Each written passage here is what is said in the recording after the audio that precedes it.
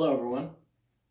Today we will be discussing ethics, professionalism, integrity, corruption, and their collective implications regarding the criminal justice system at large. The end of the presentation is dedicated to an extreme example of corruption, followed by a mock scenario to discuss. Ethics refer to a precedential set of norms, values, and mores cultivated by thousands of years of human cohabitation. These values, both inherent within us and codified into law, govern human interaction. Empathy, or the ability to experience the physical feelings of other humans, largely guides our adherence to ethical values. And a lack of empathy often makes it easier for us to break adherence to these ethical values. Acting ethically shows a respect for the humanity of those interacted with.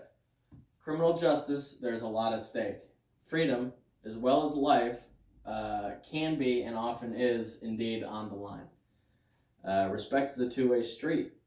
If those enforcing the law respect the humanity of ordinary citizens will respect the authority of those enforcing the law.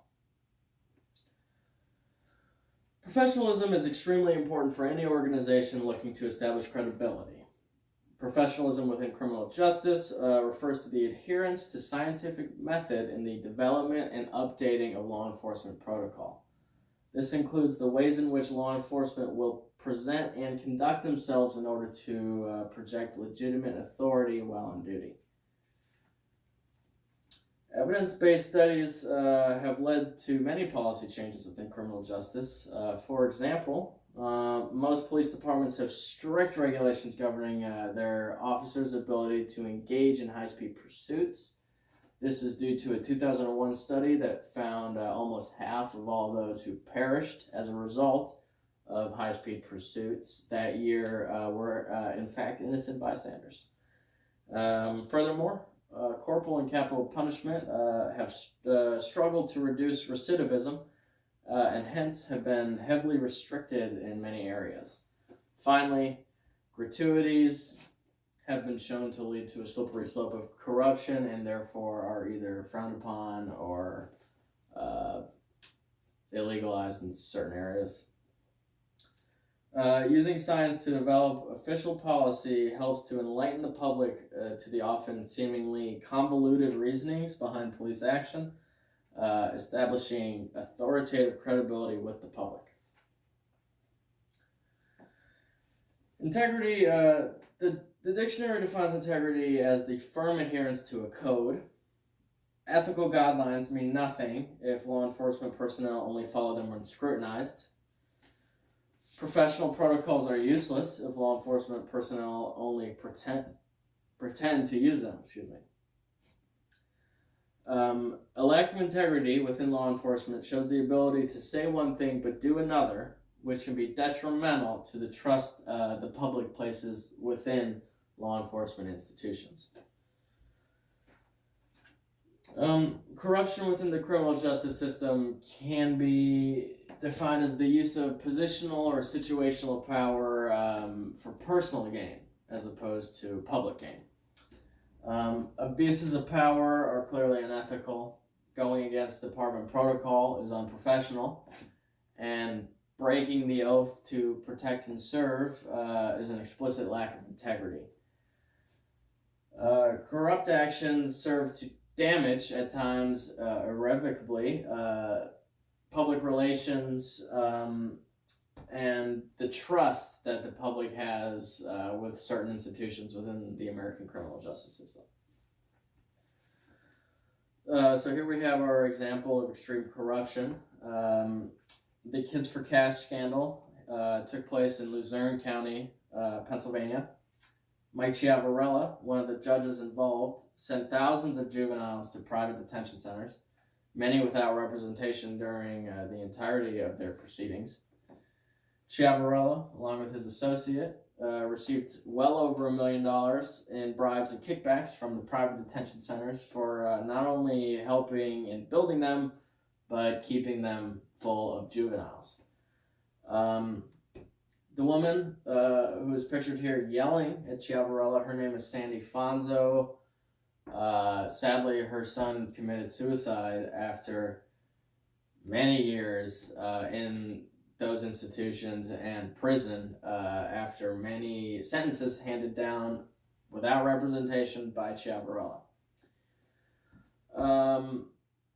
Thankfully, the justice system caught on to Chiavarella, and he has now been sentenced to 28 years in prison for various types of fraud. But, you know, this case really represents just how egregious corruption within the criminal justice system can be. You know, who could really blame anyone victimized by Chiavarella, you know, Sandy Fonzo, for instance, for potentially losing trust in law enforcement at large, the criminal justice system in general. You know, I don't know who could. Finally, we have our mock scenario. So a new public servant within the criminal justice system is out to lunch with a senior official. At the end of lunch, when presented with the bill, the senior official motions towards the manager, who promptly covers the bill on the house.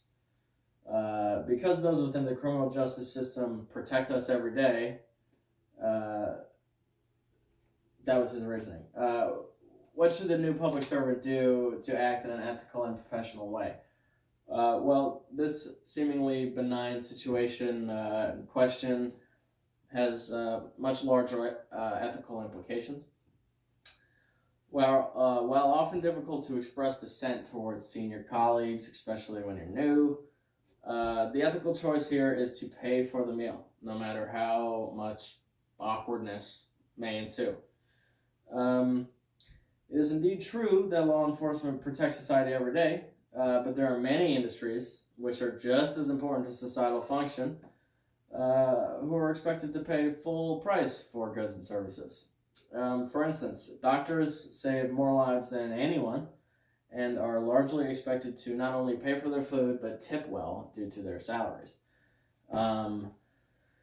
Teachers are arguably the most important factor in cultivating a safe society and often have to pay for their own classroom supplies, let alone restaurant services.